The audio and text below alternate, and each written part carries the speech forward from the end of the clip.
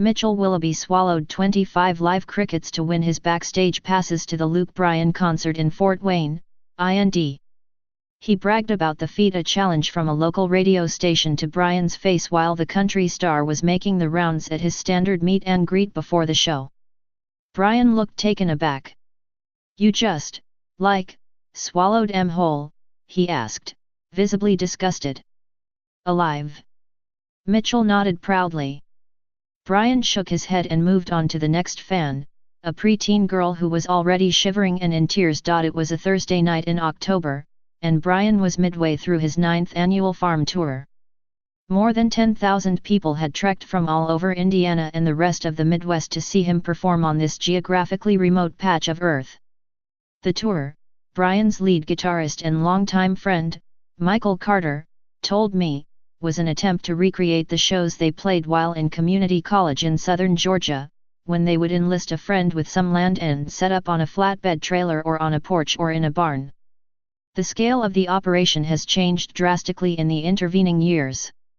Bryan has been in the spotlight for a decade, a career that has included having 3 albums top the Billboard 200, singing the national anthem at this year's Super Bowl and co-starring in ABC's coming reboot of American Idol. The farm tour now employs well over 100 crew members, including cooks and a full-time massage therapist, who construct a high-capacity concert arena from scratch every morning and then break it down each night after Bryan's encore with a kind of supernatural efficiency, leaving the fields empty and clear as the circus-like convoy of more than 60 buses and tractor-trailers heads on to the next farming community. They go to sleep on their respective buses and wake up in a new town they've often never heard of. "I don't even know where I am right now," one roadie told me that day in Fort Wayne. "What state or nothing? It's a blur." The farms change, but Bryan's pre-show ritual does not vary. Before taking the stage each night, he spends an hour riding a propped-up bicycle. Then he mixes himself a salty dog grapefruit juice and vodka, with a generous pinch of salt.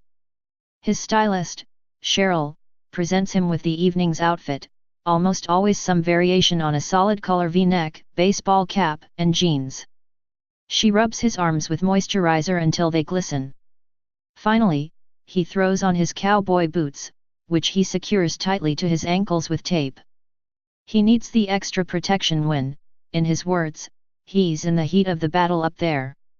If you haven't seen a mainstream country concert in recent years, you might not know what he means by this, but a Luke Bryan show is a deeply athletic affair.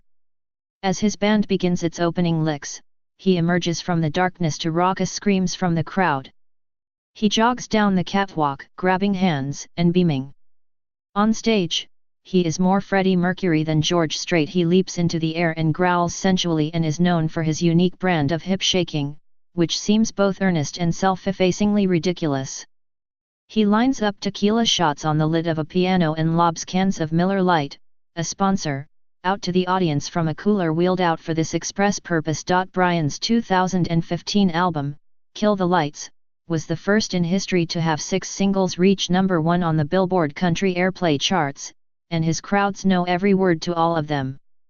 He also makes a point to mine his earlier records for fan favorites like Country Man, I Can Grow My Own Groceries and Salt Cure a Ham/Hey, Baby, I'm a Country Man, and the self-explanatory Rain is a Good Thing, both of which resonate powerfully with the farmtown audiences.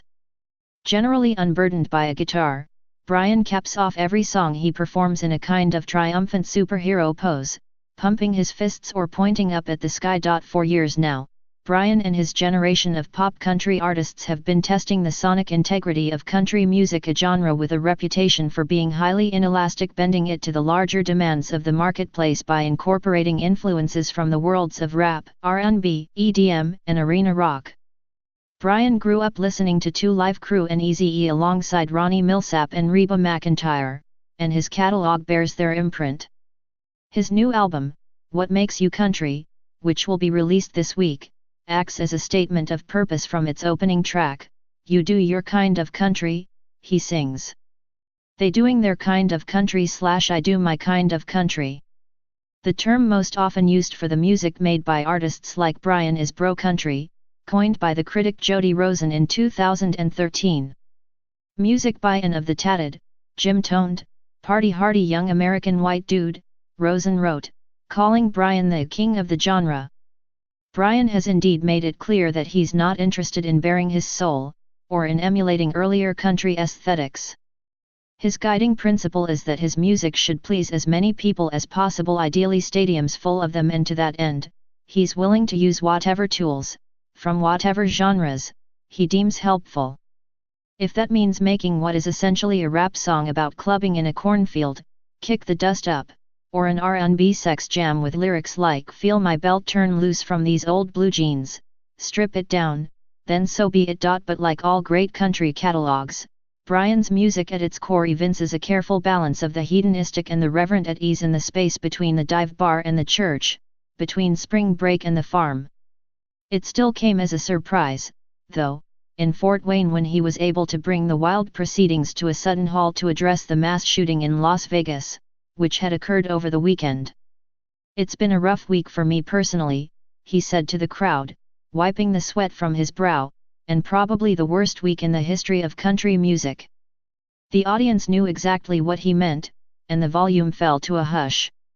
Like a preacher at a tent revival, he asked us to put our arms around one another and bow our heads, to keep praying about the problems our country faced. "Let's get to working on this, y'all," he said. "Let's try to learn from it and make a change." In the moment of silence that followed, 15 seconds that seemed much longer, it became suddenly apparent again that we were in the middle of the Indiana woods. Then the moment passed, and the crowd was chanting, U.S.A. U.S.A. Brian gave a shout out to police officers and firefighters, soldiers and school teachers. And just like that, his swagger was restored. "Let's do some party crashing on a Thursday night," he shouted. The crowd roared its approval, and the band came back to life. One afternoon several years ago, my uncle and his family took their new boat out for a test run off their dock on the Flint River in southwestern Georgia. Around the point where the Muckalee and Kinchafoonee creeks flow into the river proper, the boat's engine sputtered and died, and they found themselves stranded. Before long, however, an older, well-tanned woman in a base boat called out to them and volunteered to help. My cousin insisted they were fine. "I wouldn't be turning down help," she replied, before pulling up alongside and asking if they'd like a beer. "I'm Luke Bryan's mom," she said, as if by way of explanation, before offering to tow them home. "I heard stories like this for years, as Brian evolved from a local phenomenon. He grew up in Leesburg, just upriver from my hometown, Albany, to arguably the biggest star in Nashville. His songs are largely about trying to carve out a good time in dull, desolate places. The images you get from his lyrics are of vast, rural stretches of eerie nothingness. It's a landscape I recognize from our corner of Georgia, the pecan trees and cotton fields punctuated by boiled peanut stands, the occasional collection of cows and every conceivable variety of grain elevator. Brian is an enthusiastic ambassador for the area, and in his capricious approach to country, he is channeling the diverse mix of sounds that kids in his town, and others like it, were listening to. In many respects, country and hip-hop are sister genres, the pop styles that most reliably make room for God and work, black market economies, and regional pride. In the media, and particularly in the South, they have often found themselves pitted against each other, an opposition born of the culture wars and of the region's catastrophic racial history. But my own experience was that most teenagers who listened to country, or jam bands or nu metal, were just as likely to be familiar with the songs in regular rotation on rap radio. Rap was ubiquitous. It was the soundtrack at football pep rallies and, as Brian has pointed out, at the same dive bars that hosted artists like him. He has a visceral understanding of places like this, whether Leesburg, GA, or Fort Wayne, and so why, I asked Brian the next afternoon aboard his tour bus, did he leave southern Georgia for the big city? "I know why I left," I said. "I never especially liked it there to begin with." What was his excuse? He hesitated. We were now in Springfield, and the ground outside was unmanageably muddy. Taking pity on my tennis shoes, he had lent me a pair of his boots. He seemed oblivious to the mud himself, stretching out his own grimy pair on the black leather couch lining the wood-paneled interior of the bus. He kept running a hand through his disheveled hair, where a backward ball cap should have been, as if he were feeling for a phantom limb. "I'm interesting in that, at any point, I could have taken the slightest deviation and never moved to Nashville," he said. "And I think I would have still been smiling through every day. I would have been fine working at my dad's peanut mill." His father ran not only a peanut mill but also a fertilizer chemical company and, along with a partner, was responsible for 3,000 acres of farmland. His mother, who had joined him for the tour, posting up in a lawn chair outside his bus and chain-smoking Salem's, worked for the county utilities department. The youngest of 3 siblings, Brian sang in his church choir as a teenager and led a praise band on Wednesday nights. On Fridays, he would be down the street playing at bars, often to the same crowd. "I would play a David Allan Coe song, and then I'd do a gospel medley of I Saw the Light and Amazing Grace," he said. "And people would be like, 'Don't you feel weird playing those songs in a honky-tonk?' And I'd say, 'Well, I don't know. Would Jesus feel weird walking into a honky-tonk?'"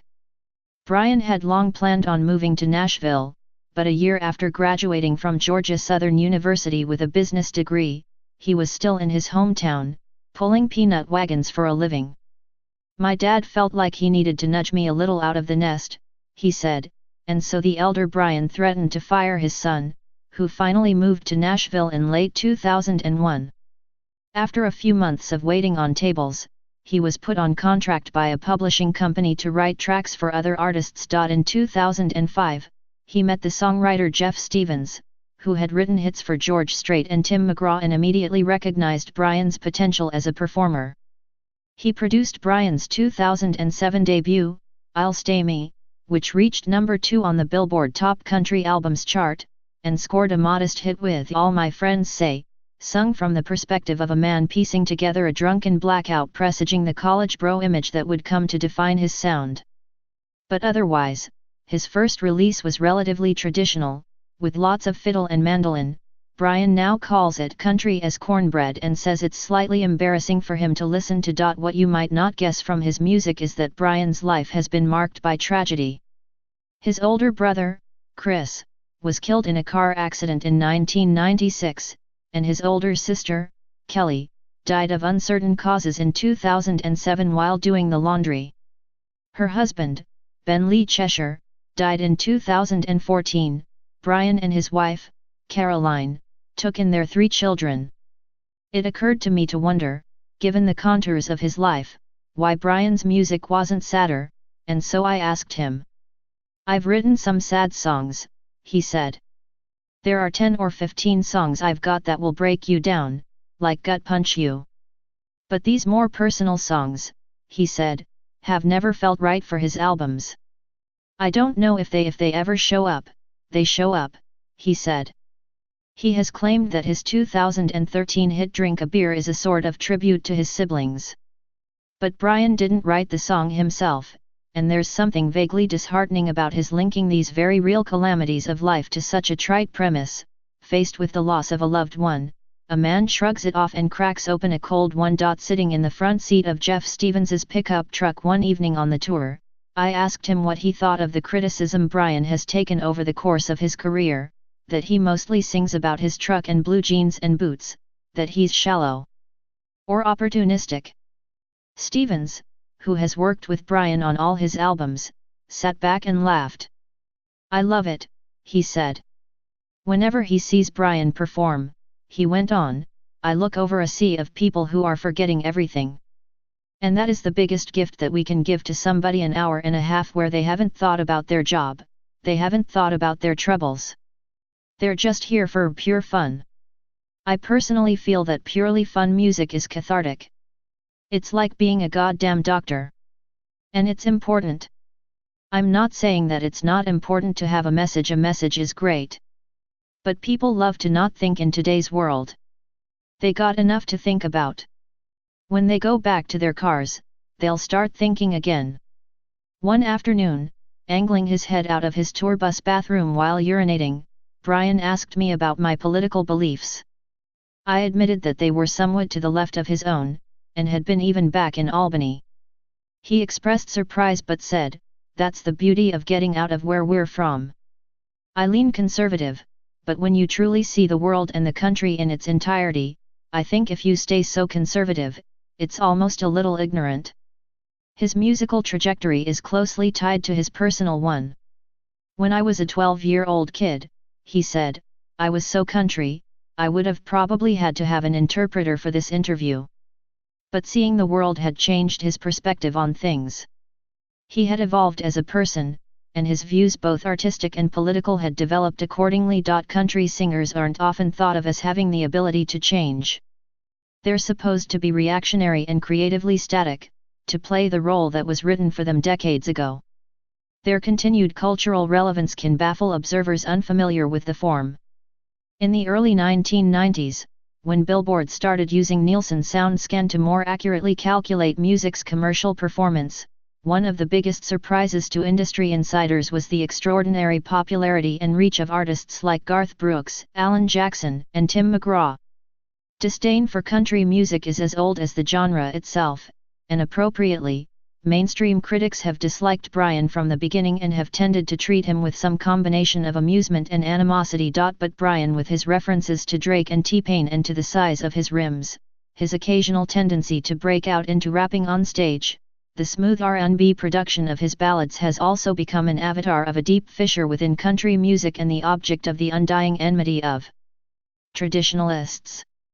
The commercial dominance of Brian and his peers, artists like Jason Aldean, Blake Shelton, and Florida Georgia Line, has often led Nashville's more critically acclaimed Americana wing, which includes artists like Sturgill Simpson, Jason Isbell, and Casey Musgraves, to distance themselves from identifying with country altogether. Musgraves has said, "My favorite compliment ever is when someone says, 'I hate country music, but I love your music.'" Brian defends his own approach as a fundamentally generous and populist one. "Listen, at the end of the day," he told me, "I write, record and sing about what I see my fans reacting to. If I roll into a concert and I tell everyone I have written the world's greatest song, and I walk out there and play it and nobody really gives a expletive about it, it ain't the world's greatest song anymore.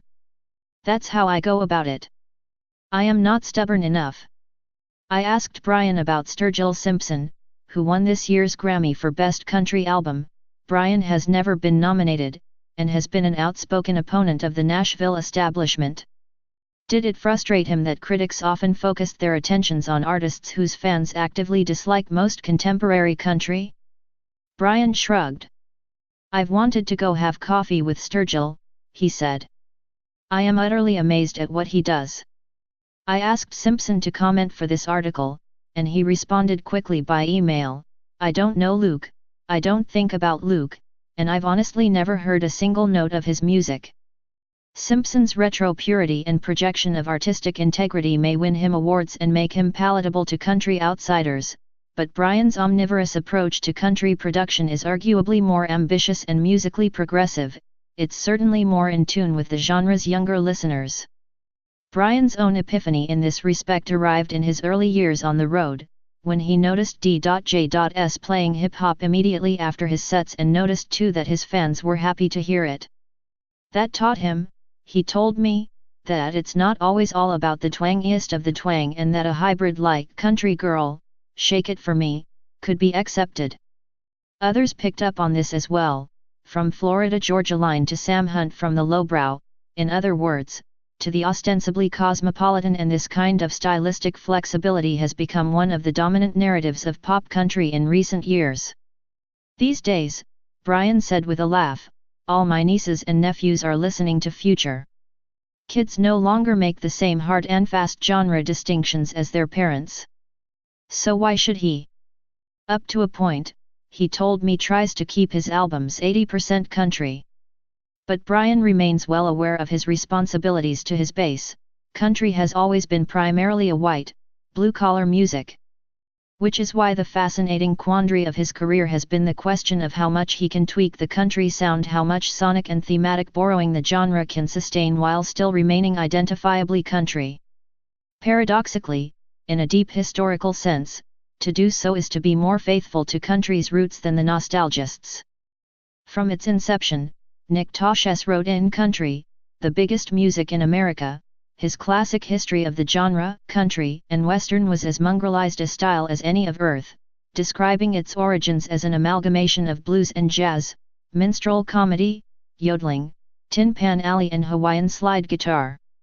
Brian, along with the artists who have emerged in his wake, are proof that this is still the case, that country is still mutable, still in flux. If you're wondering whether the results are cynical or forward-thinking, the answer is that they're also pretty fun. Brian's form of genre fluidity doesn't, however, seem to be actually diversifying the country audience. His crowds, like the genre's fans overall, are overwhelmingly white. Brian's relationship to the rural working class is at this point more imaginative than direct. What grounds him in the country ethos is largely a set of signifiers, those almost algorithmically predictable references to the trappings of heartland American life, to the right kinds of beer and trucks, to the primacy of, as one Brian hit has it, huntin', fishin' and lovin' every day. When I asked Stevens what kept Brian tethered to country music rather than to the broader pop arena, his answer was comical in its minimalism. "Have you heard him sing?" he asked, with a confused expression. "He's a expletive hillbilly." He went on, "We feel like we can do anything, and as long as you put that hillbilly voice on top of it, it's going to sound country."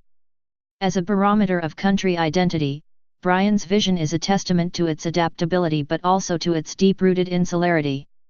Say the right things in the right accent, and Stevens is right, country can be anything.